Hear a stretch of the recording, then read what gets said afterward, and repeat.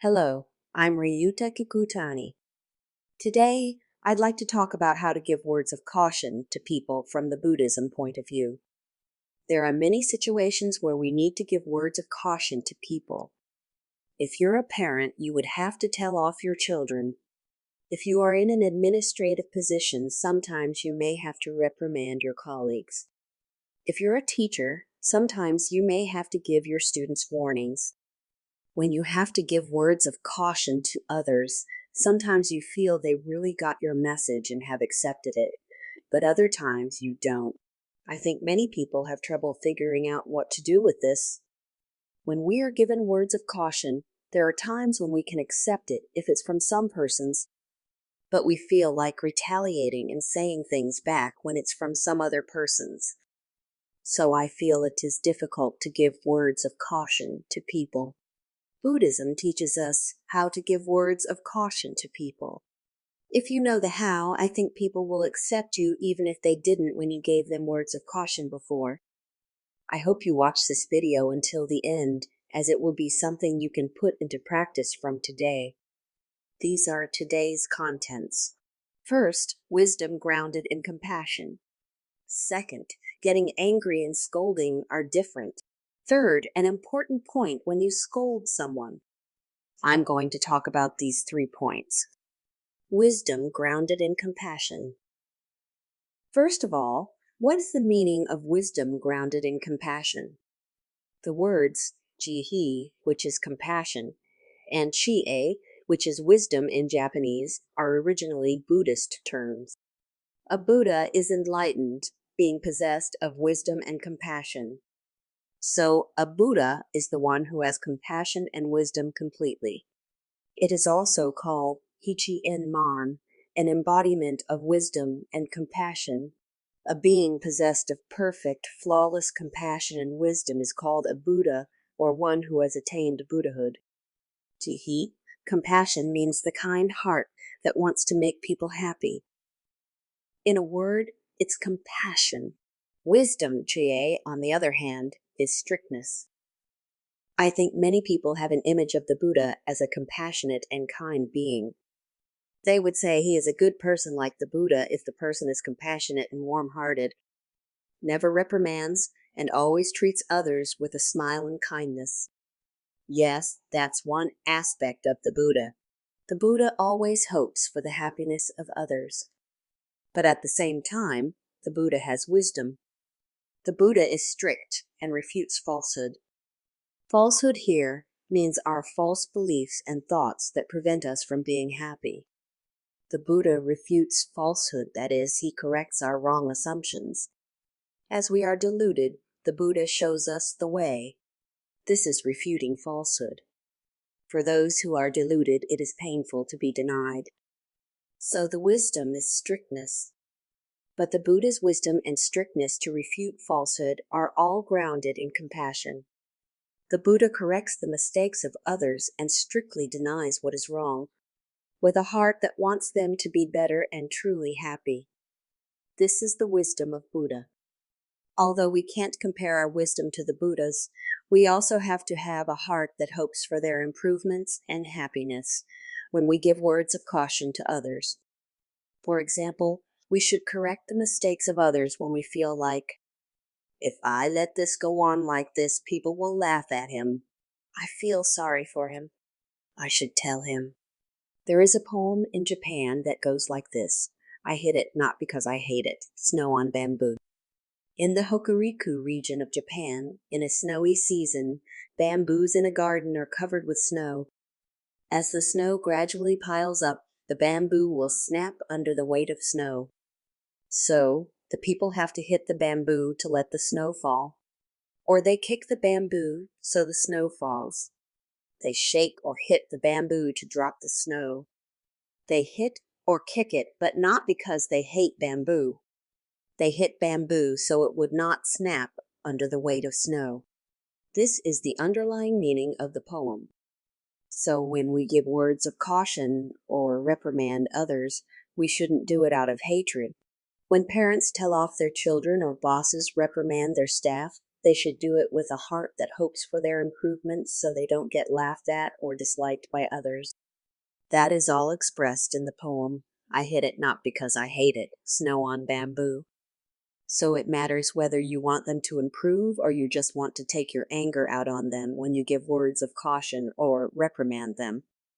As it has been often said, getting angry and scolding are different. Getting angry and scolding are different. The difference between them is that when you scold someone, you do it with the intention of making them better. But when you're emotionally accusing someone, you're not scolding them, you're just angry. So it is often said that getting angry and scolding are different. It matters whether your actions and words are based on compassion. When people are being told off, they can often feel and tell if a person is scolding or angry. They can listen to and accept what the person says when they feel he hopes for their improvement and benefit. But they wouldn't feel like accepting it when they think the person is accusing only out of spite. People being told off can tell the difference. The problem is that one telling off can't tell the difference. It's quite common for people to think they are scolding even though they are just angry. When we give words of caution to others, we need to know whether we are scolding or getting angry. There are two ways to tell if we're getting angry or scolding. I'll talk about them today. The first one is to see whether you hesitate to say things. When you scold someone, you would hesitate to say things. When you are angry, you can't help but say things. Words just come out of your mouth. This is the difference. The reason why we hesitate to scold others is because we are filled with the desire for fame. Master Shinran himself repented, saying, I am Shinran, who is troubled by the great mountain of desire for fame and wealth. Desire for fame and wealth here is the desire for fame to be liked by others. Master Shinran said he was troubled by the desire as big as a great mountain. But this is not only for him. We all have a strong desire to be liked and not to be disliked by others. And we are all troubled by a mountain of desire. So we hesitate to say things to a person even if we feel we have to say it. It's because when you give words of caution to others, they could feel offended. This will inevitably create a gap between you and them. You'd be afraid of being disliked and can't say things you need to say because a mountain of the desire is in the way. Even if it's your wife or children, you would hesitate to say it. Since you don't want to be disliked even by your family, you'll find it hard to scold them. So, scolding is a battle with oneself.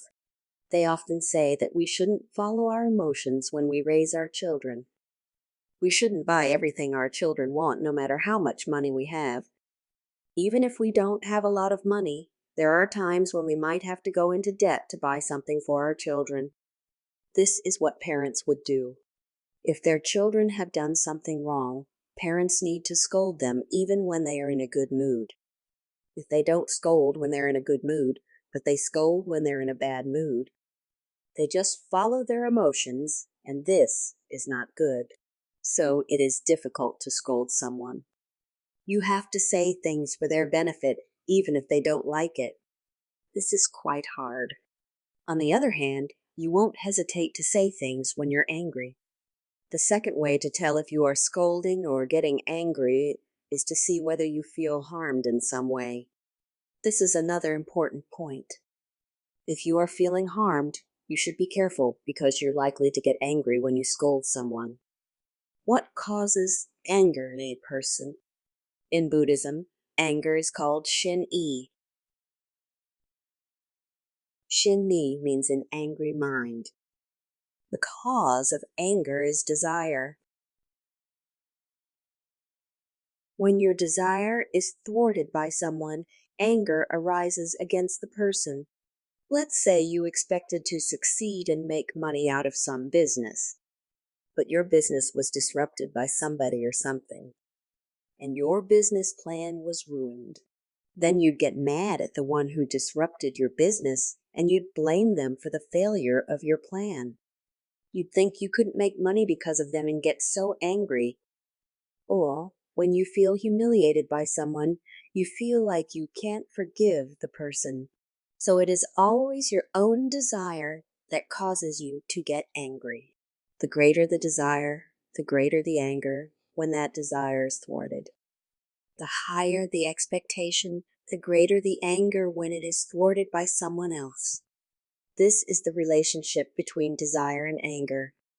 When you feel harmed by someone, you'd be like, I failed because of you. I wasted my time and money. I was humiliated. Then you can't help getting angry. For example, in a company, a manager became a leader of some project. But the project didn't go well because his colleague made a mistake. Then the manager would get mad and his feeling would be like, you're ruining my career. Our department doesn't get a high rating because of you. I would receive a bad evaluation. People often get angry in a case like that. They don't get angry when it has nothing to do with themselves. But when they feel harmed in some way, they would harshly blame others. This isn't scolding, it's anger. So they can't help saying things when they feel harmed. Anger comes out of our mouths as words when our desires are thwarted. You would find it hard to keep your feelings bottled up and keep your mouth shut. This is no longer scolding, it's just anger. So if you can't help saying a lot of things, you should be aware that you're angry. And you should keep a distance from the person or wait for some time until you get calm. After some time, if you still feel like you should give the person words of caution, even if it's hard to say it, then it is the right time to say it. For example, when a child has done something wrong and her mother feels ashamed, she would scold her child for it. It looks like she disciplines her child, but she might be only angry just because she feels humiliated. In a case like that, since she is saying things out of spite, her child would retaliate and say things back. He won't listen to her. Since you can't scold when you are angry, you should keep a distance or wait until you get calm. An important point when you scold someone. Lastly, I would like to mention another important point about giving words of caution to others. You shouldn't give words of caution to someone in front of people. You shouldn't scold someone in front of people. This is because we're full of desire for fame, as I mentioned earlier. Just as I myself am troubled by a mountain of the desire to be liked by others, so are other people. Since everyone is full of desire to look great and not to be disliked by others, if you scold them in front of people, the feeling of humiliation comes first, and it gets too hard for them to accept what you say. If other people can hear you scolding someone, they would feel ashamed and care more about what others think, and they would feel humiliated and insulted. So when you scold someone, you should see them one-on-one or in a private room and ask them why they did it so it's easier for them to accept it. Jiro Cho Shimizu, a famous big boss of a Yakuza gang, had a motto, never scold in front of people. He said that you can praise someone in front of people, but you should never scold anyone in front of people. As expected of a Yakuza big boss with a lot of henchmen, he knew what he was doing. I guess he understood the human mind. After all, humans are full of desire for approval. If scolded in front of people, the feelings of humiliation and being insulted come before anything. You may think they won't make the same mistake again because they don't want to be embarrassed in front of people anymore, and they will learn from it. And you might want them to know that if they do this again, terrible things would happen to them. But this works only if you and the other person trust each other and they're willing to improve themselves. But a case like that is fairly rare. If you are humiliated in front of people, you could relive the moment and continue to be resentful and angry for decades to come. That's how humans are. As we are all full of desire for fame and approval, we need to be careful when we scold someone in front of other people. I would like to emphasize this important point. Today, I talked about how to give words of caution to people. Please remember that when you scold someone, you would hesitate to say things. But if words come out of your mouth without hesitation, then I think it's safe to say that you're probably not giving words of caution, but only getting angry and accusing someone out of spite. So it is difficult to say something when giving words of caution. When you are give words of caution, please remember this quote: "The one who receives the iron whip with a smile will surely be reborn." An iron whip here means being reprimanded, which is painful and unpleasant. Those who are willing to learn from the pain would reflect and say, "I wouldn't have understood this unless I received this. I am grateful for it." They receive the iron whip with a smile and will be reborn. Please keep that in mind when you are scolded. And when you scold someone, you should fight the feeling of hesitation to say things. We should live with that kind of mindset. This comes from the teaching of Buddhism. Today, I talked about how to give words of caution to people. I hope one day I talk from a Buddhist perspective about what to do when you receive words of caution from someone. I'd be happy if you learned something from this video. If you can put this into practice from today, I'm sure your relationship with people will change for the better. Thank you for watching today. Please subscribe to this channel